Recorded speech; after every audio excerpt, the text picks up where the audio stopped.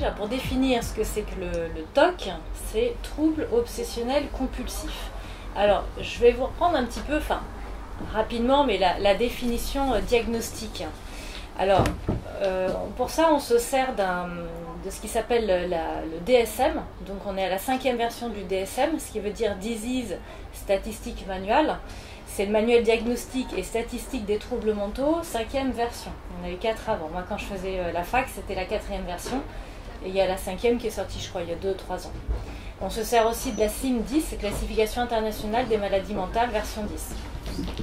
Et je repars toujours du cadre, c'est important parce que c'est un outil qui nous permet de faire un diagnostic dans le monde entier. C'est-à-dire tous les psychiatres ou psychologues du monde entier ont cet outil de partage pour poser des diagnostics. Donc ça permet quand même d'avoir des référentiels et de savoir de quoi on parle. Alors, trouble obsessionnel compulsif, obsession d'une dysmorphophobie corporelle, c'est-à-dire que quand on focalise sur son corps, je suis difforme, voilà, ça fait partie des TOC. Thésaurisation pathologique, j'en connais personnellement très bien la maladie de Diogène. On accumule, on n'arrive pas à dépenser. Voilà, donc ça c'est vraiment un handicap, hein, parce qu'à force les gens ils se retrouvent dans des vies où ils ont trop de choses, ils peuvent presque plus vivre chez eux. Hein. Trichotillomanie, oui, on en parle pas mal ça, voilà. Ou des cils, ou sourcils, ouais. Un peu des tics, mais où on arrache, hein, donc on n'arrive à plus avoir de cils du tout. Trichotillomanie, dermatillomanie, triturage de la peau. Alors on est tout le temps en train de zioter ces petites imperfections. Ensuite, alors la fin, vous allez voir, c'est ce qu'on retrouve un peu à chaque catégorie du DSM. TOC ou apparenté induit par une substance ou un médicament. Donc évidemment, si vous avez un TOC suite à, je sais pas, par exemple un antidépresseur, on va pas vraiment c'est pas un TOC que vous auriez développé par ailleurs. Et TOC ou apparenté dû à une affection médicale.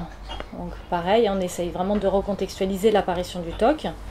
Et puis ensuite, c'est soit spécifié ou non spécifié. Bon. Alors je suis étonnée parce qu'il y a quand même d'autres TOC que j'ai pas vus quand j'ai revérifié le DSM. Par exemple, la phobie d'impulsion. Alors la phobie d'impulsion, on appelle ça phobie, mais c'est dans la catégorie des TOC. Parce qu'en fait, quand on a une phobie d'impulsion, on va avoir des obsessions de pensée. Si ça se trouve, j'ai touché, si ça se trouve, j'ai fait du mal à quelqu'un, ou si ça se trouve, je pourrais poignarder mon mari. Et en fait, on a à la fois cette obsession et à la fois la compulsion de ritualiser, ça on passe son temps à vérifier qu'on ne l'a pas fait.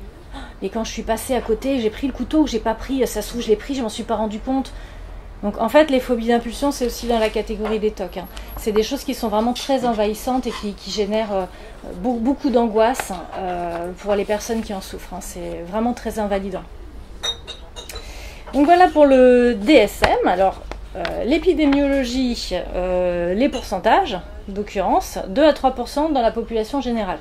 Donc ça me semble quand même très peu. Alors, on n'en parle pas forcément. Voilà, c'est exactement ce que j'allais dire.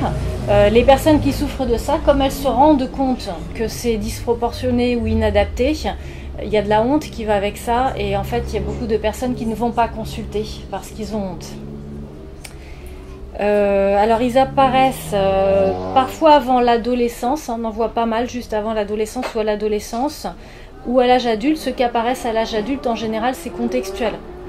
Alors, par exemple, je sais pas, j'ai 30 ans, j'ai une dame, c'était ça, elle était chez elle avec sa mère, et des gens se sont introduits et l'ont cambriolée pendant qu'elle était là au premier étage. Et ensuite, elle a eu des tocs de vérification qu'elle avait toujours bien fermé à clé, qu'elle avait fermé les poignées, qu'elle avait fermé la véranda. Donc, à l'âge adulte, en fait, quand on a des tocs comme ça, en fait, ça va se résoudre assez rapidement parce que c'est lié à un trauma, ce qu'on appelle, nous, trauma récent et simple. Voilà. Alors, parmi les personnes atteintes de TOC, plus de 60% présentent ou ont présenté un trouble anxieux. Alors évidemment, cette pathologie, c'est un trouble anxieux. C'est pas classé par exemple dans les troubles dépressifs. Ça peut générer une dépression parce que le fait de beaucoup vérifier, ça peut vraiment prendre énormément de temps et ça crée un épuisement psychique. Donc on peut rentrer dans une dépression, mais par burn-out en fait, hein, par épuisement de vérification, de contrôle, de réassurance. Alors il y a des questionnaires spécifiques pour évaluer les TOC, et puis, alors voilà. Alors si vous avez des questions, surtout vous n'hésitez pas. J'ai préparé un petit truc, mais ça ne va pas durer tout le temps, après ce sera des échanges. Donc dans les TOC, ce sont des troubles obsessionnels compulsifs. Alors il y a ces deux choses, des obsessions et des compulsions. Alors des obsessions, en général c'est de penser, hein, si ça se trouve, on va rentrer chez moi quand je suis pas là, si ça se trouve j'ai dit quelque chose sans m'en rendre compte puis j'ai blessé quelqu'un, voilà. Donc si ça se trouve j'ai touché quelque chose qui était contaminé et puis j'ai attrapé le sida. Donc ça va être des pensées envahissantes qui viennent spontanément, hein, c'est pas des choses qu'on décide, et qui vont vraiment prendre beaucoup de place et qui vont nous mettre le doute. Donc ça, c'est les obsessions. Et en face des obsessions, on va avoir tendance à mettre des compulsions, c'est-à-dire des rituels de vérification pour vérifier qu'on ne l'a pas fait, ou qu'on ne risque pas de le faire, ou qu'on ne risque pas de rentrer chez moi. Et le souci, c'est que cette boucle, en fait, va s'auto-renforcer. Plus on va vérifier, et plus on crée des boucles de rétroaction positive dans le cerveau. Alors, ces boucles de rétroaction positive, c'est des autoroutes d'information. Par exemple, quand j'apprends à conduire, au début, je ne sais pas si vous vous souvenez, moi je me souviens, il fallait penser, en plus... Mon instructeur, c'était que le rétro. Le rétro, quelle couleur, la voiture derrière. Faudrait que je le répare en EMDR, ça. Bon, bref, il faut penser à regarder le rétro, il faut penser à regarder la route, il faut penser les gens qui jettent sous la voiture pour traverser parce qu'ils pensent que nous, on est aguerris.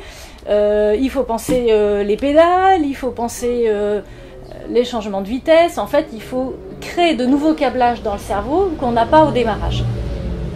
Et à force de pratiquer, de créer ces autoroutes et de les pratiquer, on va se créer ces fameuses autoroutes. Et plus on va pratiquer, plus on va entretenir. Et alors, les TOC, c'est ça. Plus on va pratiquer les rituels, plus on va vérifier, plus on va entretenir. Donc, après, le souci, c'est que ça devient des habitudes. Et en plus, ça a été renforcé par le fait que... ça marche, entre guillemets.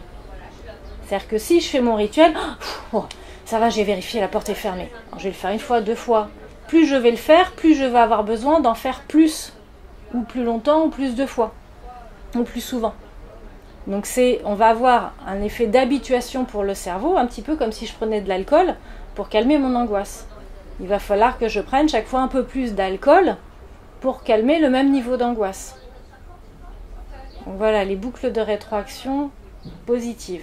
C'est-à-dire qu'à la fois, je crée mes autoroutes que je continue d'utiliser et qui finalement ont été installées au démarrage par le fait que, je dis ça fonctionne, hein, parce que oui, c'est anxiolytique au démarrage, mais c'est ça le piège. C'est comme l'alcool, hein, c'est un bon anxiolytique.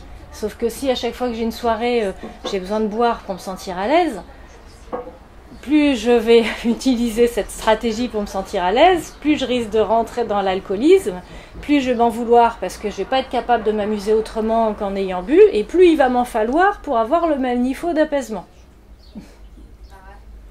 Voilà comment ça s'installe.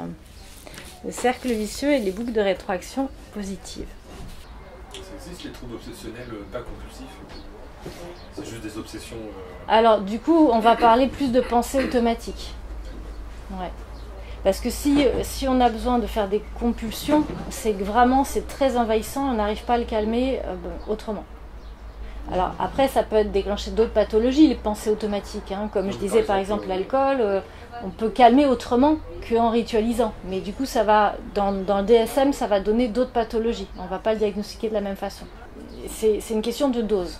Si ça prend vraiment beaucoup de temps dans la journée de faire cette réassurance et que c'est toujours plus, oui, on va parler de TOC. Je pense à un monsieur qui était venu me voir parce qu'il avait peur qu'on fasse du mal à sa copine quand il était au travail et qu'elle était à la maison. Et alors du coup, il s'était mis des images en tête pour contrecarrer cette peur. Et puis finalement, c'était devenu des scénarios très élaborés qu'il devait se faire et qui prenaient vraiment beaucoup de temps. Donc son cerveau n'était plus trop au travail à force, tellement il devait à chaque fois faire des scénarios très complexes pour arriver un petit peu à se calmer. Ouais. Après, on voit par exemple, si on a j'ai peur d'avoir un cancer, alors les TOC, c'est vraiment des pensées obsédantes et des rituels qu'on met en place de vérification pour calmer le doute. Mais est-ce que ça pourrait être ça si j'ai peur de faire un cancer et que je vais sur internet effectivement et je vérifie tout le temps, alors ça peut donner lieu à des vérifications, je passe mon temps à me tâter, j'avais un monsieur comme ça, enfin monsieur, je pense à lui, hein, mais qui avait peur de faire un cancer des testicules. Alors après je vous expliquerai l'origine, parce que sa maman avait eu un cancer du sein quand il était ado et finalement il n'avait pas repéré que ça l'avait marqué, mais il l'avait vu dans des souffrances et ça durait et ça avait été un trauma qu'il n'avait pas identifié puisque lui à ce moment-là il essayait de prendre le large pour pas vivre à la maison, mais ça avait eu un impact, c'est-à-dire que quand il a eu le même âge que sa mère avait quand elle a fait son cancer du sein, il a eu peur de faire un cancer des testicules et il était tout le temps en train de vérifier, de contrôler et il avait je crois à l'époque 3 médecins généralistes mais il ne savait pas qu'ils étaient 3 puisque il allait les voir plusieurs fois à la semaine et puis chacun prescrivait des examens qu'il refaisait régulièrement.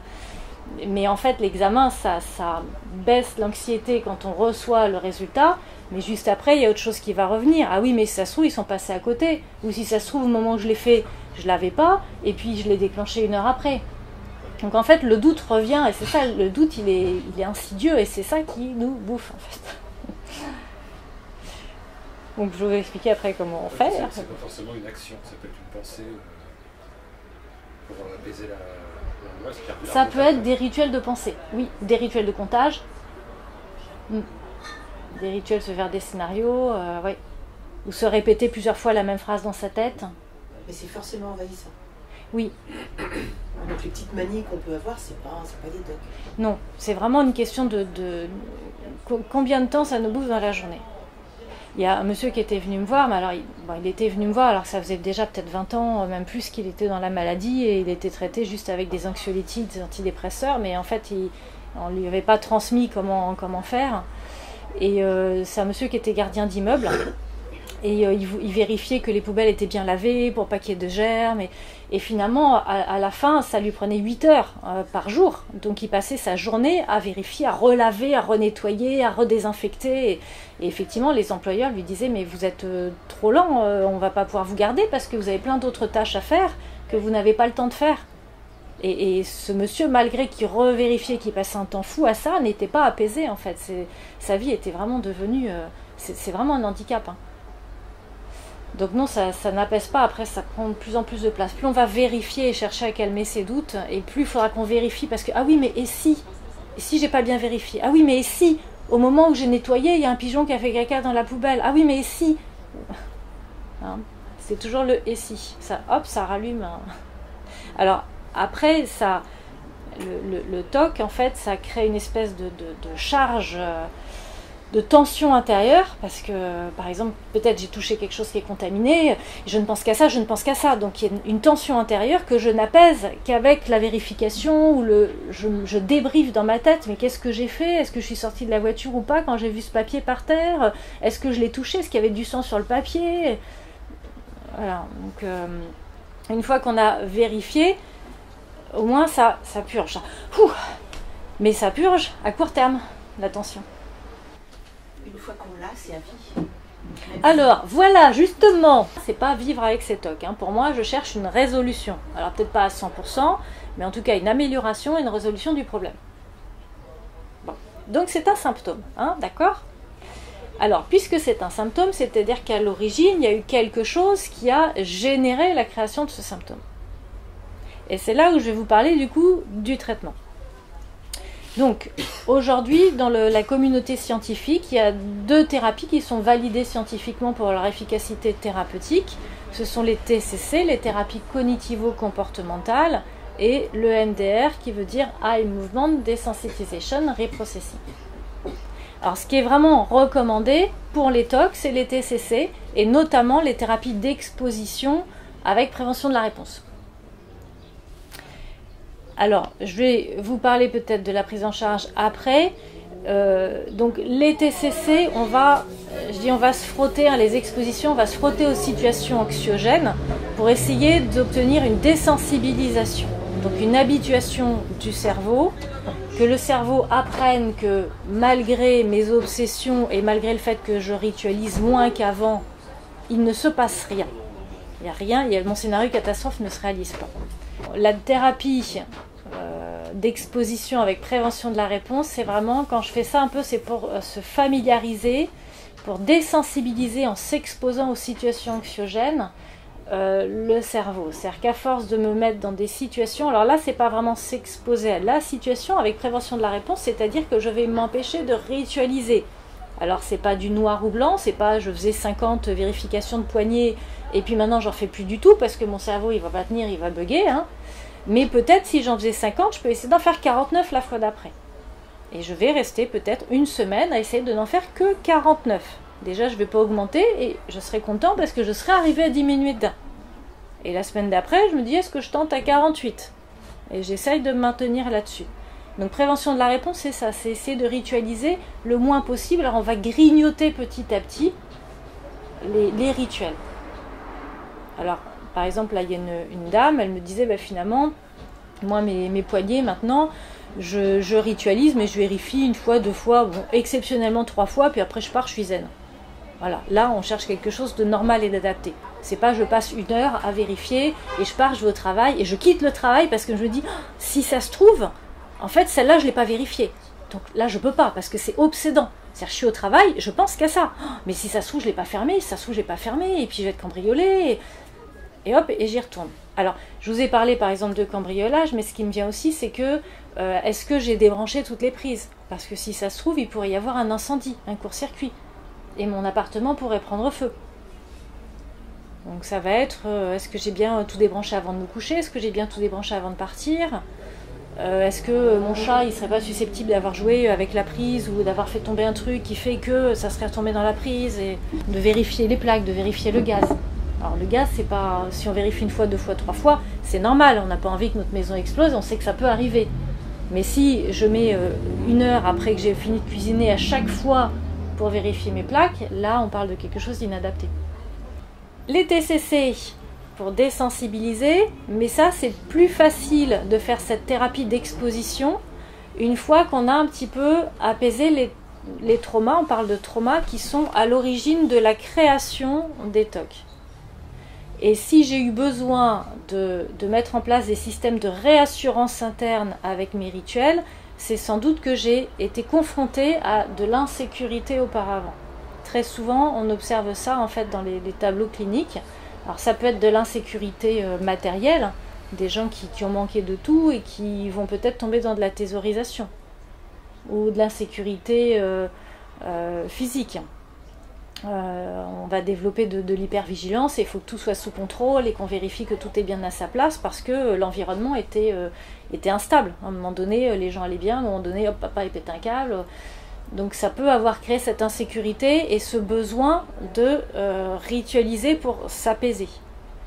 C'est pour ça d'ailleurs qu'on voit que souvent les TOC se développent avant l'adolescence ou à l'adolescence, dans la préadolescence souvent.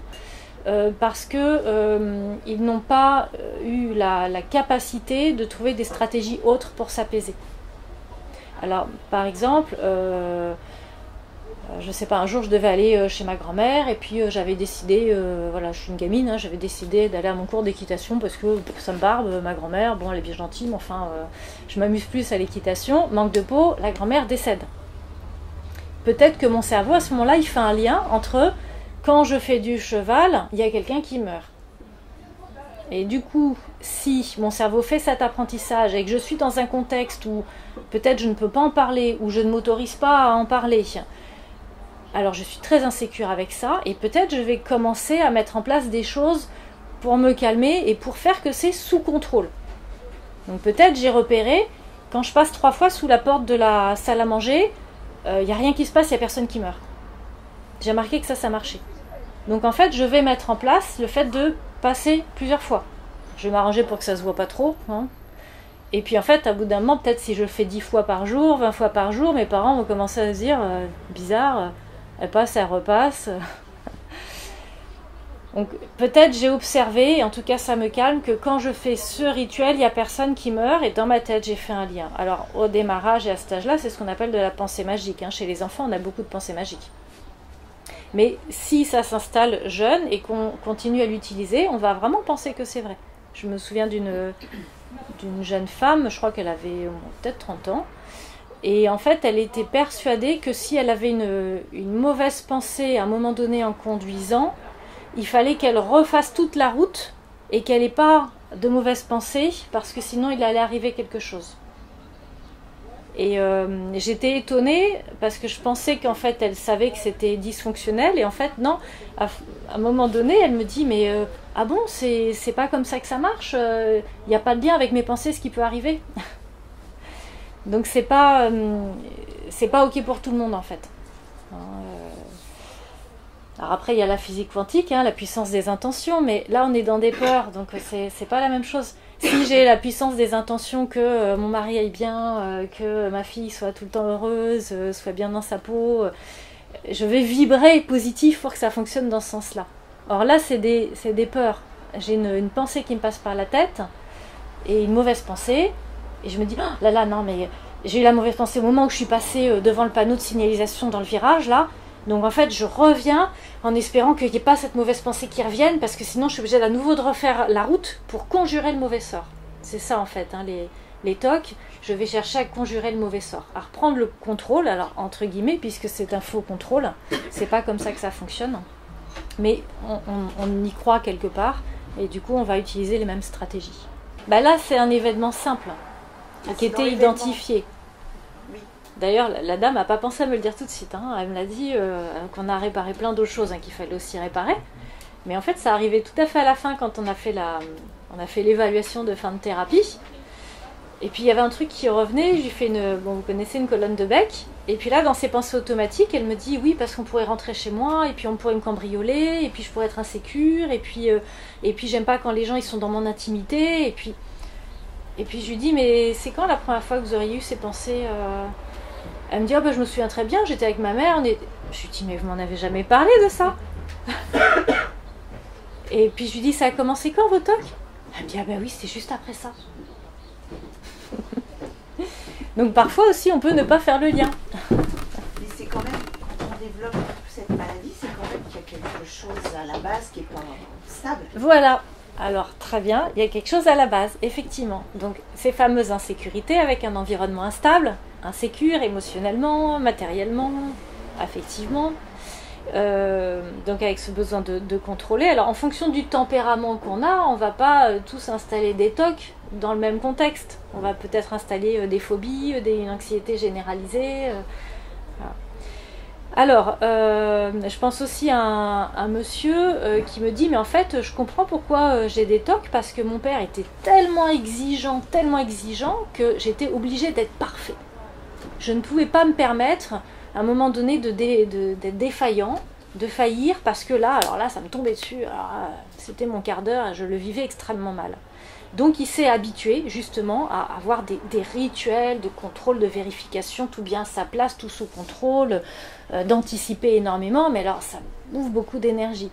Mais on voit aussi la logique, donc avec lui le caractère qui ça devait être un petit garçon attentif aussi à ce que les choses se passent bien, et le contexte a rajouté le terreau pour développer ces symptômes. Donc, effectivement, à l'origine, on est déjà en train un petit peu d'en parler, et là, on va le retraiter avec l'EMDR, puisqu'en fait, l'EMDR va permettre d'aller un peu cibler les traumas qui sont à l'origine des symptômes, et de leur permettre d'être retraités par le cerveau et de se désensibiliser. Alors, peut-être pas complètement, puisqu'en parallèle, il va falloir faire les thérapies d'exposition avec prévention de la réponse. Mais les deux ensemble, vous êtes proactif dans votre thérapie d'exposition et en même temps, en EMDR, on va désensibiliser ce qu'on a repéré comme étant à l'origine de cette insécurité. Par exemple, là, le monsieur avec son père qui était très colérique, si ça allait pas comme il voulait, forcément, on comprend. Qu'est-ce que je peux avoir là? Il y a une dame d'ailleurs qui est sur mon YouTube qui a accepté de témoigner alors de façon anonyme. Une nana extra qui est venue me voir, je crois qu'elle avait déjà 60 ans. Et alors, elle est venue parce qu'elle avait des TOC vraiment extrêmement handicapants. À cause de ça, je crois qu'à 40-45 ans, elle a été obligée d'arrêter de travailler parce que elle passait vraiment beaucoup trop de temps à ritualiser, elle était dans une angoisse constante au travail et finalement elle a fait un peu une retraite anticipée parce qu'elle ne pouvait plus aller au travail. Et moi je l'ai rencontrée alors que les TOC avaient démarré je crois à ses 19 ans, vous voyez, à 60 ans. Donc cette pauvre dame là, son nom d'emprunt c'est Colette si vous les regardez, c'était terrible. Et les premières séances, elle arrivait chez moi en étant très très activée, en pleurant, en étant dans une angoisse terrible parce que ne serait-ce que de faire la route pour aller de chez elle à chez moi, il y avait tous ces scénarios qui étaient venus et dont elle n'était pas sûre qu'elle les avait pas réalisés. Donc elle arrivait très très angoissée, si ça se trouve, alors c'est elle, hein, ça se trouve, je suis descendue de voiture, j'ai touché un mouchoir qui était imbibé de sang, du coup j'ai attrapé le sida, du coup j'ai contaminé mes petits-enfants, et en fait voilà, ces scénarios venaient pour tout le temps. Et alors cette dame, donc il y avait dans son contexte familial une insécurité, parce qu'en fait elle avait un peu poussé toute seule, en fait ses parents c'était un couple assez fusionnel et s'occupaient pas trop d'elle. Et puis ensuite, ils étaient très... Alors, c'est pas vraiment protecteur le terme, parce qu'ils... Je sais pas, ils vivaient un peu isolés. Et ils l'empêchaient d'avoir des amis, ils l'empêchaient d'inviter des amis. Donc, elle était très isolée socialement.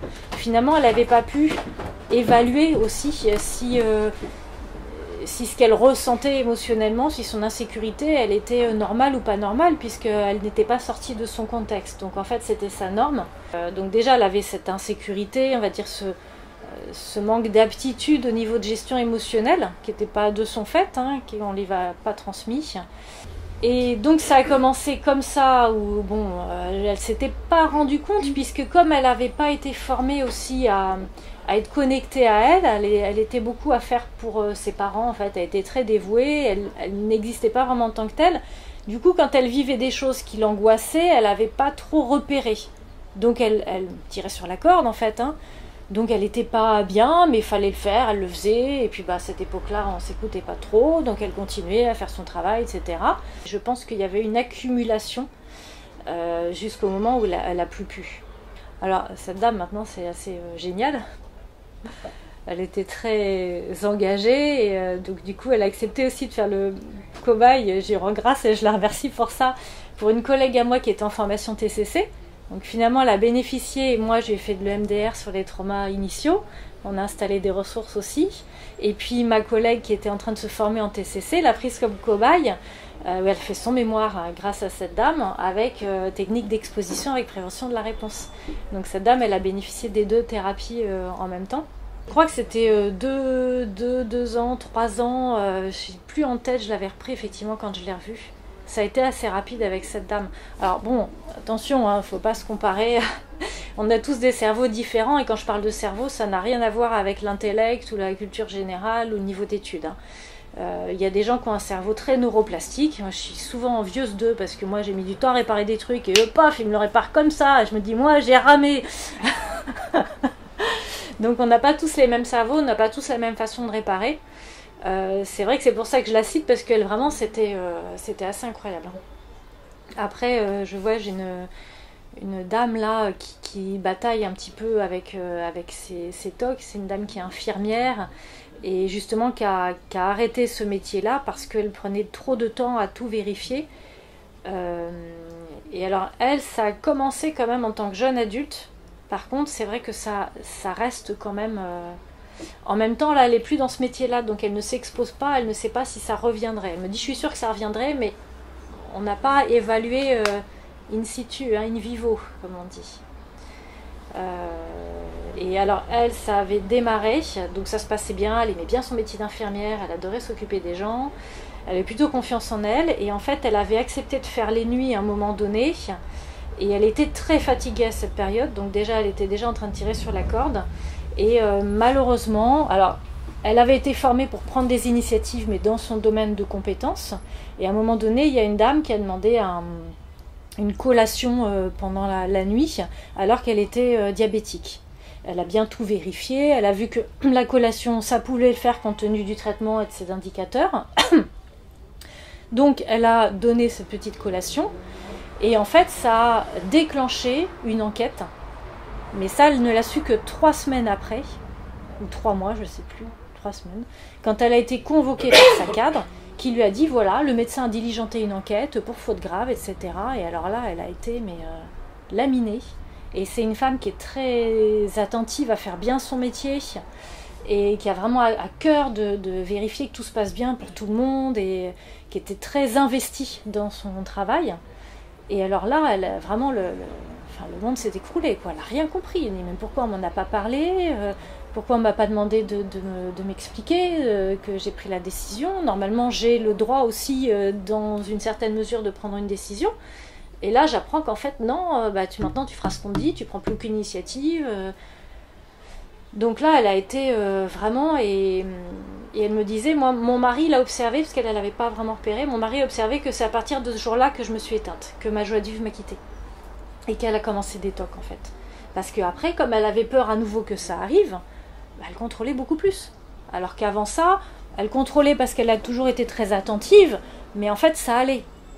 Et là, elle s'était mise à vraiment... Et d'ailleurs, elle refaisait des choses derrière ses collègues qui ne faisaient pas les choses comme il fallait.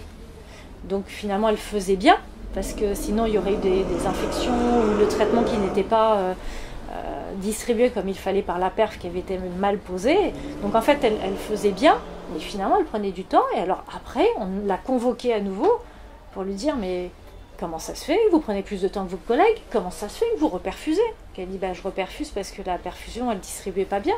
Moi, mes collègues, je ne sais pas, mais quand je suis passée vérifier, là, il y a des choses qui n'étaient pas correctes, donc je les ai faites. Ah non, mais c'est pas comme ça que ça se passe. On ne vous demande pas de vérifier. Hein. Donc, voilà. Donc, du coup, ça a renforcé une insécurité, le fait qu'elle ne soit pas entendue, pas accueillie, qu'elle soit remise en cause, alors que justement, elle était vraiment très investie, très engagée. Et ça a fait qu'au bout d'un moment, les tocs avaient pris tellement de place, elle était tellement insécure, il fallait qu'elle fasse valider par ses collègues qu'elle faisait bien et tout, que finalement, elle a décidé de se reconvertir parce que c'était plus vivable. Les parents n'étaient pas trop dans des valeurs d'écouter l'enfant, de le laisser s'exprimer, de le rassurer. Ils n'étaient pas trop psy, quoi. C'était très formaté. Voilà, on fait ça comme ça parce que ça se fait comme ça. Et laissez pas la libre expression aux enfants. Et puis les enfants devaient faire ce que les parents avaient décidé parce que les autres trucs, c'est pas bien. Et elle, en fait, c'est une créative. Donc on l'a mise dans des études qui, finalement, au démarrage, n'étaient pas pour elle. Elle est très sensible, elle aime créer, elle a de la poésie dans la tête. Donc déjà, elle n'était pas à la bonne place, mais en fait, ça le faisait. Donc cette insécurité, le fait déjà d'avoir été un peu bridée, qu'on ne lui ait pas donné sa place, n'a pas pu développer une bonne confiance en elle, un bon enracinement. Et donc après, le moins de petits fauchages, je dirais, ça déstabilise complètement. Alors qu'est-ce qu'on fait? Enfin, elle, dans son cas, comme elle a été déstabilisée, elle a cherché à faire encore mieux. Et c'est ça, du coup. Et après, le doute s'installe. Si ça se trouve, j'ai cru bien faire, je ne l'ai pas bien fait. Soit il y a un truc qui s'installe à l'âge adulte, mais ça se résout rapidement parce que du coup, dans l'enfance, on a eu les terreaux qui nous ont donné confiance, qui nous ont nourris, qui ont fait qu'on a des bonnes compétences, aptitudes sociales. Soit effectivement, il y avait déjà une vulnérabilité, il y avait déjà des carences, des manques. Et puis là, c'est venu être le coup de grâce un petit peu. On parle de décompensation en fait en psychologie. Ouais. Et ça arrive aussi dans d'autres symptômes, hein, parce que parfois les personnes me disent j'allais très bien jusqu'à mes 45 ans, et puis là, pourquoi tout d'un coup, là, j'ai des crises d'angoisse, alors que moi, j'ai jamais fait ça. Donc il y a dû avoir un déclencheur, quelque chose à un moment donné, qui a réactivé des vulnérabilités qui étaient là, mais qui n'étaient pas saillantes, qui étaient dormantes. C'est pas valable que pour les TOC. C'est pas valable que pour les TOC. Parce que les TOC, c'est un symptôme. Donc moi, j'ai proposé la thématique TOC parce que c'est vrai que ça peut parler. Mais en fait, en psychologie, tout va être regardé sous le prisme du modèle TAI, enfin, du modèle du traitement adaptatif de l'information. Si les informations n'ont pas été traitées de façon adaptative, n'ont pas été intégrées de façon adaptée par le cerveau, ça va créer des mini-bugs, ça va créer des petits logiciels de traitement d'informations dysfonctionnelles qui vont, à l'occasion, être réutilisés. C'est comme si vous aviez un peu des lunettes qui vont teinter d'une certaine couleur la réalité. Ces pettis logiciels vont nous faire voir les choses sous un certain angle. C'est une bonne question. Est-ce que c'est un symptôme ou est-ce que c'est une maladie? Je vous ai parlé du DSM-5. Donc ce manuel de classification statistique des maladies mentales, il a classé avec les symptômes. On aurait pu choisir une autre façon de classifier les maladies mentales, mais encore aujourd'hui, dans le monde, on va définir une maladie mentale au regard de ses symptômes. Un petit peu comme quand vous avez une grippe. Aujourd'hui, les médecins, ils vous demandent les symptômes que vous avez. Vous avez mal à la gorge, vous avez le nez qui coule, vous toussez. Ça, ce sont des symptômes qui vont nous permettre de repérer que c'est une grippe. Mais à l'origine, qu'est-ce qui fait que j'ai développé une grippe? J'avais un système immunitaire fragilisé, j'ai pris un coup de froid, j'étais dans des courants d'air toute la journée, j'ai fréquenté quelqu'un qui avait une grosse grippe. À l'origine, on ne sait pas ce qu'il y a eu qui a créé ça. Mais le médecin, pour se repérer, lui, le visible, le saillant, c'est les symptômes. Quand je vois quelqu'un qui a des tocs, c'est saillant. Je peux le classifier. Je l'observe. J'observe qu'il a des obsessions, qu'il a des compulsions, qu'il ritualise. Donc, je peux le mettre dans la case, j'ai horreur de ça, des tocs. Alors après, ça, pour moi, en tant que psychothérapeute, ça ne me sert pas à grand-chose, parce que le cœur du travail, ça va être d'aller voir pourquoi la personne a installé des tocs, qu'est-ce qui fait qu'elle a eu besoin de se réassurer, et du coup d'aller réparer les vulnérabilités, les insécurités, les traumas antérieurs. Et si je répare ce qui n'a pas été intégré de façon adaptée par le cerveau auparavant, je vais diminuer les symptômes. Aujourd'hui, la médecine, elle a une prise en charge ciblée, centrée sur le symptôme. Si j'ai une maladie, je vais prendre un antibiotique pour faire disparaître les symptômes. Si j'ai une angoisse, bon, peut-être on va me mettre dans la case TOC, mais n'empêche que j'ai une angoisse, que des choses arrivent, ou je doute tout le temps, donc je vais prendre un anxiolytique. On va faire disparaître le symptôme. Si j'ai des douleurs de dos, on va me donner des antidouleurs ou des myorelaxants. On va faire disparaître le symptôme. On ne va pas s'intéresser à pourquoi j'ai des douleurs de dos. Est-ce que c'est parce que j'ai une jambe plus courte que l'autre? Est-ce que c'est parce que j'ai fait une chute de luge quand j'avais 5 ans et puis que je m'étais fait le coccyx et que ça a créé une vulnérabilité? Donc c'est une très bonne question. Effectivement, aujourd'hui, ce sont des symptômes, mais qui nous permettent de classifier dans le manuel des maladies mentales. Alors, effectivement, une dépression, on dit un dépressif, mais c'est quelqu'un qui est porteur d'une dépression. Quelqu'un qui a un TAG, un trouble anxieux généralisé, on va pas dire c'est un anxieux, c'est quelqu'un qui souffre d'un trouble anxieux généralisé. Après, il y a les structures de personnalité, mais qui sont aussi classées dans ce fameux DSM. Donc, par exemple, les structures de personnalité narcissiques, ou des structures bipolaires, ou des structures schizophrènes. Et qui donnent certains types de symptômes, mais là, on va être sur une structure de personnalité. Après, la prise en charge de la maladie, qu'elle soit physique, somatique ou mentale, c'est du cas par cas, hein, c'est à la carte. Chaque être est indifférent, chaque être a sa personnalité, a son vécu, et la façon dont il l'a vécu. Et c'est vrai qu'aujourd'hui, ça se perd un petit peu parce qu'on va créer des protocoles. Une personne qui fait un cancer du sein, c'est le protocole avec tant de séances de chimio, avec ensuite un traitement sur tant d'années, etc. Alors que non, normalement, la prise en charge psy ou somatique, hein, c'est du cas par cas, hein, c'est de l'art. C'est pour ça que le médecin, c'est un artiste. Le psy aussi. Et c'est ça qui est super intéressant, parce qu'on est vraiment dans une vraie connexion d'âme à âme. En tout cas, on est dans la découverte de la personne, de qu'est-ce qui fait que cette personne, elle somatise comme ça, qu'elle psychosomatise comme ça. Et on va s'intéresser à elle pour voir comment ça s'est construit, elle, dans sa structure, du coup. Depuis quand on parle de TOC? Comment on appelait ça avant? Parce que ça c'est pas apparu du jour au lendemain. Est-ce que c'est plutôt quelque chose de la vie moderne? Alors c'est une question où j'ai pas forcément la réponse, mais je pense, à vérifier, que là on est à la 5e version du DSM. À mon avis, à la première version ça apparaissait déjà, je pense. Alors le DSM il date de quand? Là il faudrait voir, est-ce que c'est 1960? Est-ce que je ne sais pas. Oui.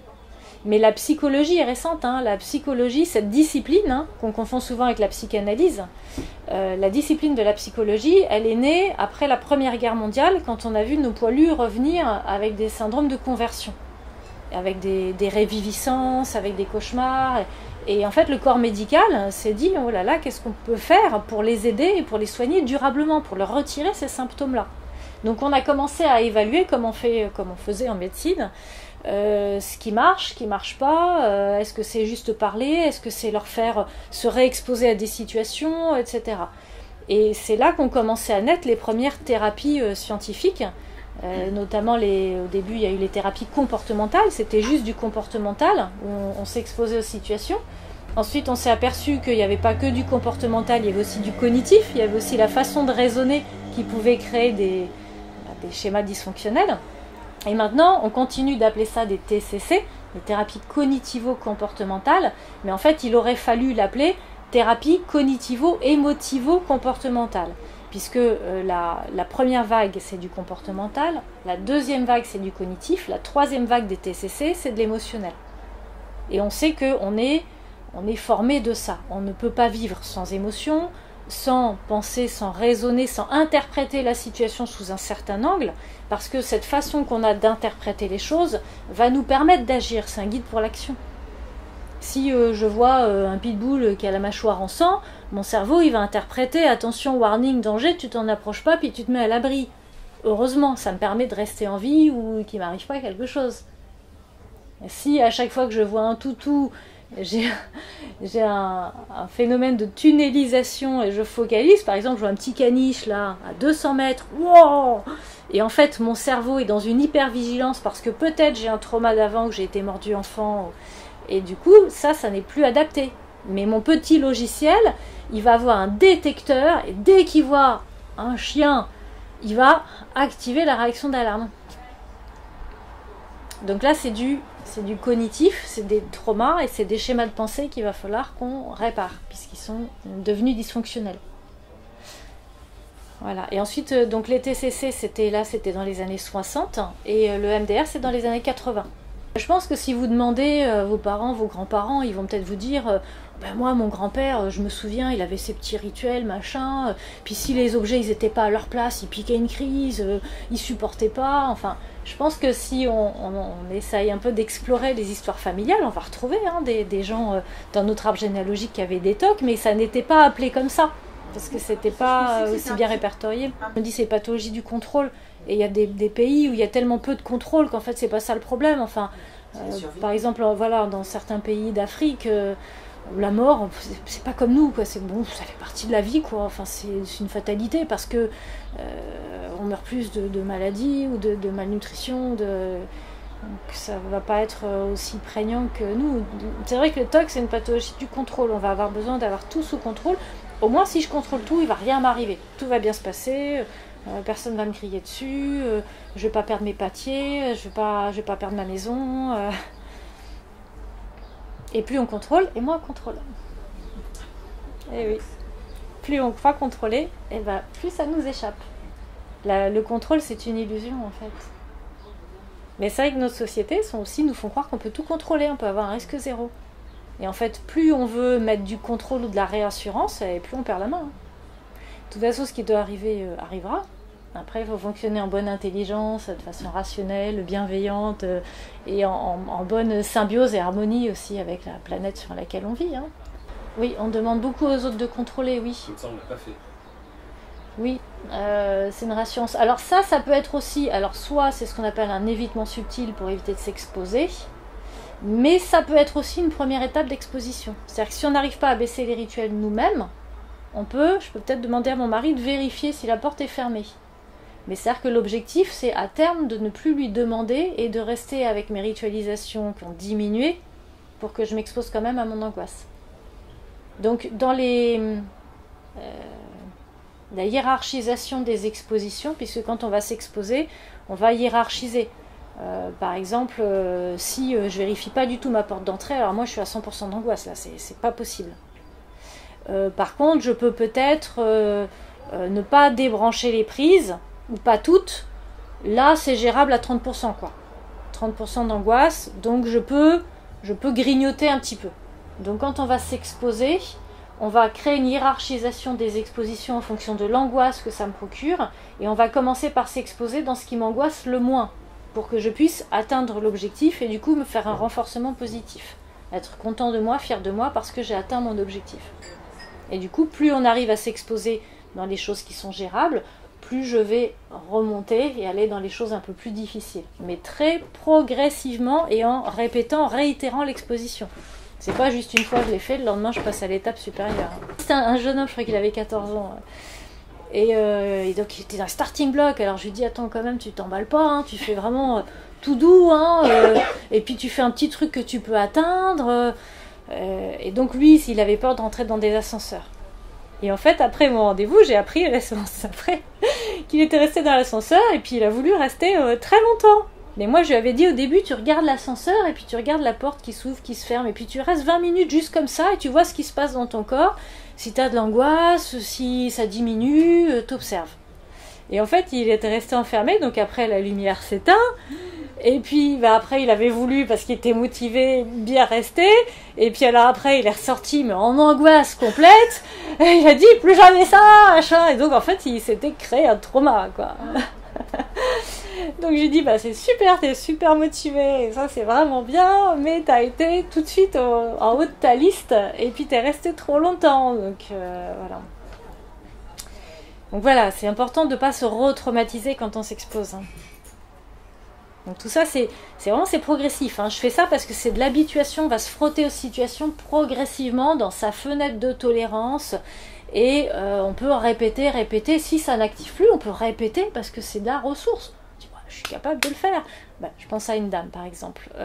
Donc elle ne peut plus conduire sa voiture, il faut qu'elle se fasse conduire par son mari ou par son fils parce qu'elle a peur de faire une attaque de panique au volant. Et elle n'arrivait même plus à sortir son chien parce qu'elle avait peur. Alors là, c'est pas vraiment du TOC, hein, mais elle avait peur de faire une attaque de panique en sortant le chien. Bon, là, elle y est arrivée. Donc au début, elle s'est fait accompagner de son fils parce que si jamais elle fait une attaque de panique, au moins le fils il sera là pour la ramener ou pour appeler des secours. Et puis à force, elle arrivait à promener son chien et puis alors après, elle faisait des balades vachement longues. Elle me dit, maintenant, elle me dit, puis je suis étonnée, elle me dit, je suis là, je guette quand est-ce qu'elle va démarrer l'attaque de panique. Il se passe rien, hein. Puis en plus, je me sens bien, je suis contente de promener mon chien parce que ça faisait des années qu'elle ne le faisait plus.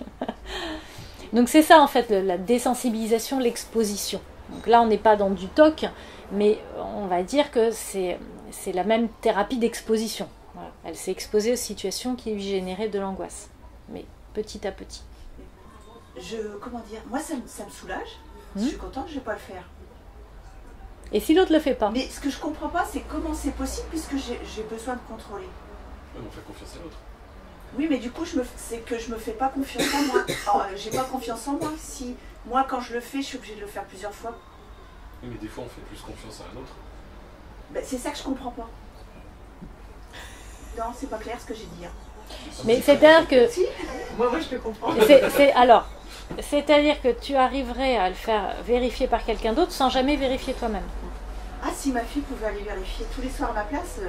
Et si l'autre ne vérifie pas? Ah non. Voilà. Oui, mais...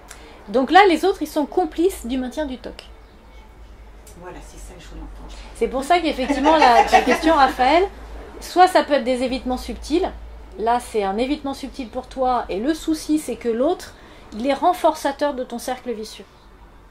Mais ça aurait pu être, comme je disais, une première étape d'exposition. Là, non, puisque l'autre, il est utilisé comme un évitement subtil. C'est quoi la différence entre le subtil et l'utilisation abusive? C'est en posant la question que je m'en suis rendu compte. Je dis, si l'autre ne le fait pas, là, c'est pas possible. Hein.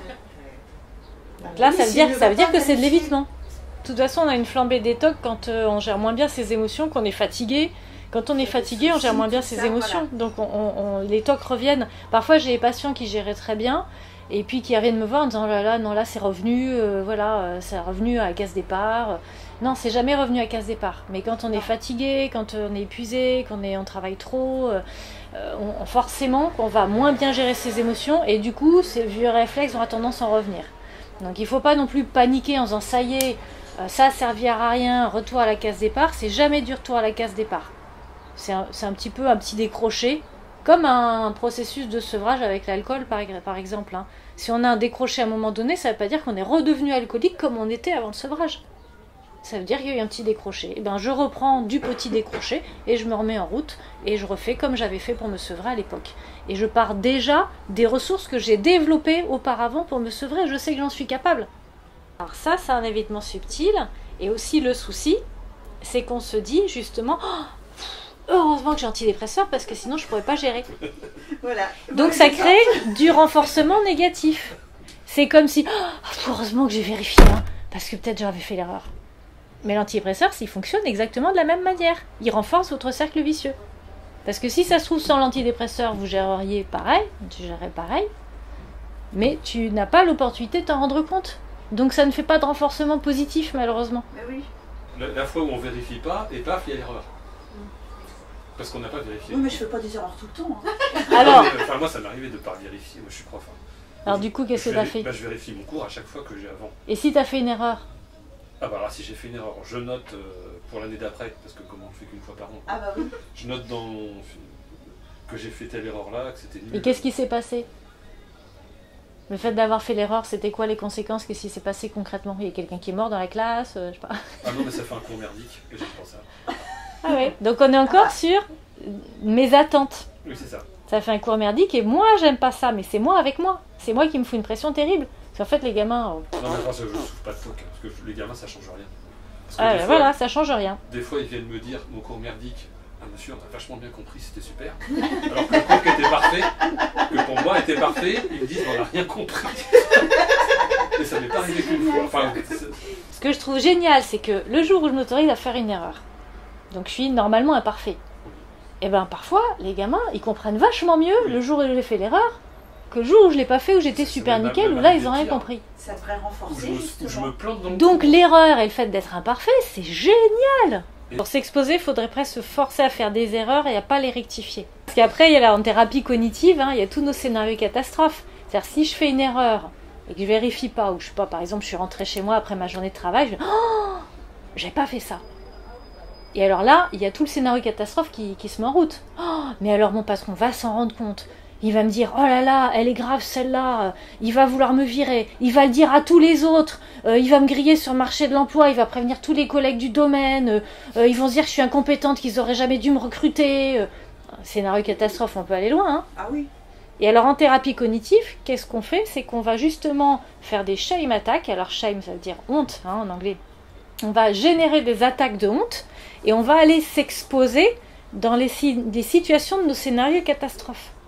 Donc là, par exemple, je fais exprès de faire une erreur et j'attends le lendemain, peut-être je passe nuit blanche, hein, bon, ça fait partie du deal, pour voir ce qui s'est passé.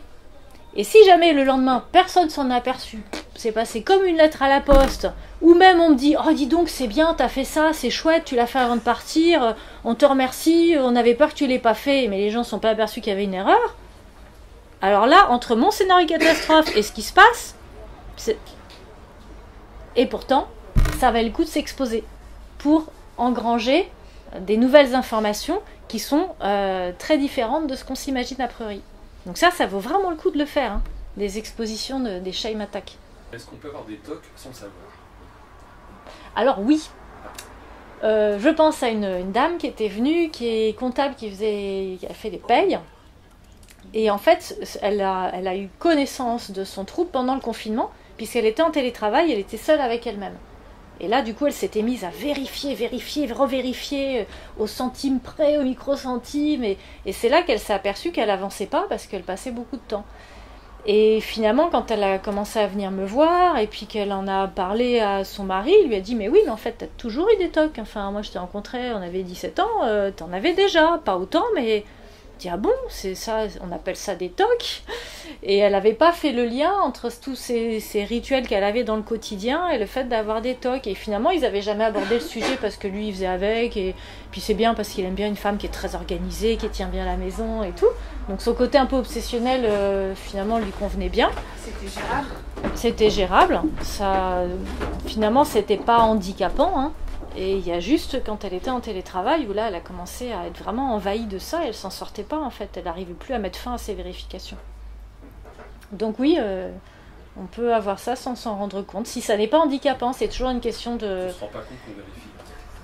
Oui, si ça prend pas trop de place, alors l'autre qui n'en a pas du tout va peut-être s'en rendre compte. Mais si nous, ça nous pèse pas plus que ça, on pense que c'est notre quotidien et que c'est normal de vérifier. Voilà, bon, on va arriver à la fin. Merci beaucoup de votre attention, de vos exemples personnels.